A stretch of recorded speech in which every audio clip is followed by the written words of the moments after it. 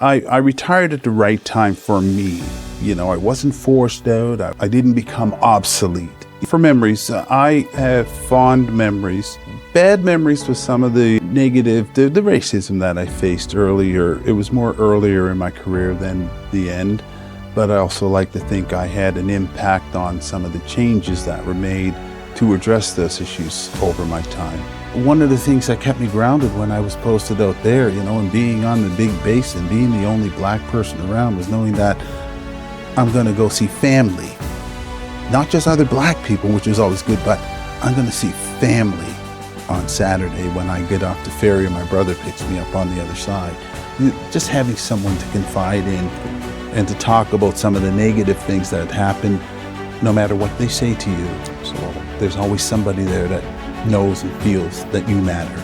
Remembrance Day was just something they made us go to on November 11th when I was a young sailor.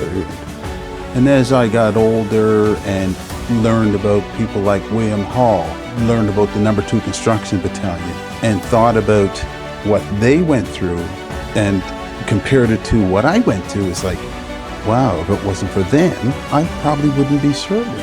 These guys wanted to fight for a country that didn't want them, to prove they were worthy. And here I am serving the country that I didn't know any of that history. We're not celebrating wars, we're remembering the people that went out and died to protect our freedom. As much as we in the black community a lot of times don't feel the same freedom as everyone else, we know that our freedom has come at the cost of many from our own community. Welcome to this special Remembrance Day episode of Community Update. I am Promise Okoye, and today we have the honor of speaking with Perry Colley, a veteran who served our country with dedication and courage for 38 years, the majority of which was spent with the Royal Canadian Navy before his retirement in 2014. Chief Colley's journey reflects the sacrifices and resilience of those who served our country, and we are grateful for him to be here to share his experiences and insights. Thank you, Chief, for coming to our show. Thank you for having me. Absolutely. Well, we touched a little bit about your service and the length of time you've put in there for the country. I'll probably just let it be with you to tell us more about what it's been like for you, 38 years in service with the Royal Canadian Navy, and what has been your life since retirement. It was very enjoyable. I seen the world. I didn't have to pay a bunch of money to Air Canada to fly me anywhere. The Navy took me around the world to places coming from the small town where I grew up in East Preston. Probably not something that you would think about doing or ever having the opportunity to travel like I did back then. So what would those memories be like? For memories, I have fond memories, very fond memories of the people I worked with, the people I met from across the world, but more the people I worked with in the Royal Canadian Navy and the Canadian Armed Forces in general. The opportunities that it afforded me again to travel, to work as an instructor, build my self-confidence. I remember as a young sailor, I was very nervous about speaking in front of a room, or when I was a young sailor, this is something you would have never been able to get me to do. I just would be tripping over myself, right, and do anything to avoid having to do that. Bad memories with some of the negative, the racism that I faced earlier. It was more earlier in my career than the end. But I also like to think I had an impact on some of the changes that were made to address those issues over my time while I was as a senior person, as I moved up through the ranks. Right, Chief. You have people like you who are currently serving, some retired, and some who are already aspiring to serve, the country in the same specific area you have served in the past. Based on your experiences and some of the things you encountered, what would be your advice to these people? My advice would be, as I took on advice, I listened to the senior people, especially my father. He always had little tidbits of advice. But my most important thing I would pass on is be grounded in who you are. I tell people I'm from East Preston. I've lived in lots of places, but I'm from East Preston. That's my home. That's where I was raised, and that community grounded me and helped mold the man that I am today. But I be proud of who you are, and stand tall, because when you respect yourself, in your soul, you respect yourself. It's something you can always walk away with your head held high. So that would be advice: is keep your self-respect. Right. Remember where you come from, and think about the people that were there before you, and that their sacrifices are what made it possible for me to serve. That is true to all that you've said. But let's focus on the Remembrance Day that comes up November 11th. And it's a day that is special to a lot of families, especially those who have served the country in so many, front battlefields and so on. What does it really mean to you and to people like you? Well, for me, Remembrance Day was just something they made us go to on November 11th when I was a young sailor. And you would get on your uniform, and you would march in a parade for Remembrance Day. And as I got older and learned about people like William Hall, and learned about the number 2 construction battalion, and thought about what they went through, compared it to what I went to, is like, wow, if it wasn't for them, I probably wouldn't be serving. These guys wanted to fight for a country that didn't want them, to prove they were worthy. And here I am serving the country that I didn't know any of that history. So Remembrance Day became more important to me, to honor the sacrifices of the black men that served before me, that weren't welcome. And so to put on my uniform, or to put on my blue beret when I'm out at a Remembrance Day ceremony, so people will recognize that, I served my country, but I'm standing on the shoulders of the men that made it possible for me to serve this country. So that's what makes Remembrance Day. I mean, we have all of the end of war and all of that to talk about, but in the black community, what I always feel so much pride going there in my uniform, because there's so many people that recognize that this guy served our country, like the folks that came before him, and he's standing tall and proud of what when the handshakes and the compliments, and especially when I go to the ceremony in North Preston, and of course a lot of family there, and they all know my family and so on, and so it's always that's the difference between how I see Remembrance Day now than when I was a young sailor coming up. You touched on family, and that comes to mind. What comes to mind is, especially when you're sent out there to serve, and the experiences you go through. What are some of those experiences you want to highlight around during your days of service, and how it impacted your families?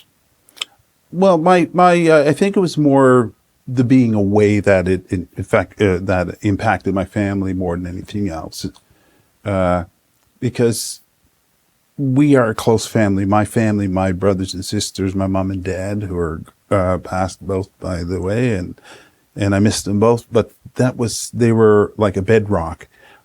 When I was having a bad day, I could think about, I'm going to go see my family soon. And then I'd go amongst my people in East Preston. And I felt better. It just made me feel better, knowing that I always had that to go. When I was posted to Victoria, I couldn't wait for the weekend that I could go get on the ferry, go to Vancouver. I had a brother and sister-in-law, and I told them this, that one of the things that kept me grounded when I was posted out there, and being on the big base and being the only black person around, was knowing that I'm going to go see family, not just other black people, which was always good, but I'm going to see family on Saturday when I get off the ferry and my brother picks me up on the other side. that was always important. When I came back home from when I got posted back to Nova Scotia, back to Halifax, it was every weekend, every Sunday I'd go and have dinner at mom and dad's. That was always so important to me. And I believe that strong sense of family connection was what kept me grounded a lot of the time, because you never know when, and always having someone to confide in, and to talk about some of the negative things that had happened, and get that sense that you matter, no matter what they say to you. Absolutely. There's always somebody there that knows and feels that you matter. So we have people like you, veterans, retired from service. What is their life like, basically? Because I know it gets a bit emotional, because some didn't make it back home during service. Some didn't live long as a result of some of the injuries that they sustained in service and all those things. What is life like to them? And I'm sure you're in touch with some of them once in a while, and different groupings and all that, legions. So what is life like? I try to stay in contact with as many as I can, and life has been good. Life, I would like to. I retired at the right time for me. I wasn't forced out. I wasn't. I didn't become obsolete. I think because they were using my leadership to do things right up to my time of retirement, and. I think keeping in touch, my military background has helped me so much, because I feel that experience always gives me something I can offer in a way of leadership, or in a way of just sitting and talking things out, making decisions, and thinking about the impact it's going to have, and how we can guide ourselves to make things happen. Right. Big thing for me is that my experience and trying to explain to young men and women who might consider the Canadian Forces, Navy, I'm partial to the Navy, is that my experience and what I can tell them about my experience, how I dealt with things, and use that as a teaching point to give them an idea of, you may still face some things in the military, right? But remember, those things are nowhere near as bad as they were back when I was your age and joining the military. Right. It's important that I need them to understand that, because there's so much negativity about, well, just in general, there's so much negativity about the military. But as I said, you don't do the same thing for 38 years and not enjoy it. Absolutely. You keep making that point, which is great, I would say. But, what level of support do you think veterans are enjoying right now? Or what do you think is lacking from families, communities, from the government? Are they getting enough support? I have mixed feelings about that, because in some cases, I think in a lot of cases, actually, the proper level of support is there. I think there's so much bureaucracy, and this is a Perry Colley opinion, not a Canadian Armed Forces opinion. The bureaucracy causes the support to be lacking sometimes, because there's so many roadblocks. Right. You hear the stories about veterans waiting for compensation and so on. That's not because that compensation isn't available. It's just the roadblocks that are put in place by the bureaucracy that slows that down. And addressing the issues, or having to, sometimes some people, they have to prove their injury is related to service. Right. And well, if I've been doing the same thing for 38 years, you can't say just because I wasn't on the base or the unit or the ship that weekend that didn't happen, or after I retire. And there's where we have a lot of issues, is after you retire, having to prove that your injury could be a mental health issue, PTSD. It could be a injury you sustained when you were serving, and you got through, and then all of a sudden, those injuries are back again, and having to go to explain to somebody at Veterans Affairs that, well, I didn't have this injury before I joined, and I worked through it. They treated me and everything else like that, but now it's flared up again, and that's where the bureaucracy causes a problem. Yeah. But I would say that in a lot of cases, I would say the level of support is there. It's those missing ones. The ones you hear about on the media are the ones that just get sick and tired of the bureaucracy. So they have to do that. They have to to bring open changes the to that. eyes for them to make the change. I agree with you. In our days, today, we have wars all over the place. We have some in Israel, the Gaza region. We have the Russia-Ukraine war and all those things going on. What do you think will become of our generation? I mean, if these wars continue, because we can see growing concern from families of members who serve in the army. When their family members are sent there, sometimes either they don't come back or they come back not the same again. What do you think? What's your take on all this situation? What do you think the world should be focusing on? Is it peace or more wars? What do you think? Well, yeah. As a former member of the military, we never, contrary to belief, we're not there looking to go to war. Right. We enjoy peace. Canada enjoys peace. We enjoyed being there to help preserve that peace. And as for how things are going in the world, I think that our leadership around the world needs to be more aggressive in holding people accountable. Right. And again, this is my opinion, not anyone else's opinion. The Israeli army goes in and kills 42,000 people. They're protecting their security from a group of people that killed 1,400 people. How is that a proper response? You're not trying to, from my opinion, you're not trying to take out the radicals. You want to wipe out a whole generation of people to protect your security, and so you're not looking for Hamas fighters when you're bombing schools and hospitals and apartment buildings, and no media outside of your own spokespeople have access. Am I supposed, now I know that some people may watch this and say, oh, you're an anti-Semite. No, I'm speaking honestly. That level of destruction is wrong on any level. I don't care who you are, where you come from.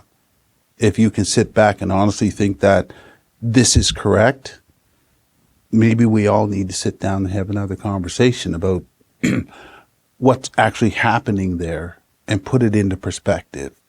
And maybe our leaders around the world should maybe sit down and start saying those things out loud. To say to the leadership in Israel that we understand your need to protect, and we will support your need to protect your security. But we draw the line at 42,000 men, women, and children, unarmed. When you're bombing the areas that you tell them to evacuate to, they go to that area, and then you start bombing it because you think the fighters are gone with them. That's not protecting anything. Again, that's my opinion. And as for Ukraine, there's Russia, again, trying to rebuild the dynasty that they lost when the wall came down. And now the Cold War ended, and now they're trying to rebuild that wall again. So, and they're starting by invading the country next door first and moving in and trying to, I'm hoping that the UN maintains its quiet, for lack of a better term, of not. They're prepared. If I was a betting man, I would say that they are prepared, but they're not gonna join that war. Clearly, these wars have come under serious, heavy criticisms, basically because of the unfortunate number of casualties that we've recorded there. And of course, on our platform, we've had the privilege of speaking to people who were on ground, firsthand of their experience. War is never a very good option. No, and we've heard that over and over. But as we wrap up, Chief, let's get into the event that comes up on the 11th of November. And you've mentioned that you'll be going back to your community to mark the Remembrance Day. My daughter is involved with the Sea Cadets, the Royal Canadian Sea Cadets. And is that going to change your participation in where they send her, that's where I go. Okay. So same thing. So if they're sending the Corps to wherever they're sending the Corps to, I go with my my daughter, and she's mentioned that they may not be sending a big contingent. Okay. So we may be at the North Preston cenotaph. That'll be great to see your friends there. And then as we wrap up, I just basically wanted to ask, what do you think people should keep in mind as far as the celebration or the Remembrance Day, which comes up on November 11th? What should people be thinking about? What is it that will be your message to also your colleagues, retirees, who have also paid, Nobel Prize of protecting, serving the nation? What will be your message as we wrap up? My message would be that to remember that it is a remembrance and not a celebration. We're not celebrating wars. We're remembering the people that went out and died to protect our freedom. As much as we in the Black community a lot of times don't feel the same freedom as everyone else, we know that our freedom has come at the cost of many from our own community. And we need to be out there and honoring them, participating in the ceremony, not just in North Preston, but wherever you are, anywhere where there's a cenotaph. Take that few minutes of your day, stop what you're doing, and go and just honor the people that gave you that freedom that you enjoy so much here in Canada. That it was the people you're honoring made that possible. So it's important that we remember them, and then and for me personally, whenever I go to a cenotaph now, I think about the number 2 construction battalion. I think about William Hall, Black men who served back in the day when they were really not wanted, and the sacrifices they made. They may not have carried a gun, but they served. And and it's important that we remember that, and that we honor all veterans, no matter what they look like. But it's important that we think about those Black men and women that have served this country over the years. Absolutely. Thank you so much, Chief Perry, for stopping by and sharing your experience as far as the Remembrance Day. Really do appreciate your comment. Thank you very much. Thank you, sir. Appreciate your offer, your invite. Thank you. Thank you. All right, and that's it from today's episode. To all veterans, we extend our deepest gratitude, and to our viewers, thank you for joining us for this meaningful conversation. We hope today's episode inspired and renewed appreciation for the service members of our community who protect and defend our freedoms. I am Promise Okoy, and I'll see you soon.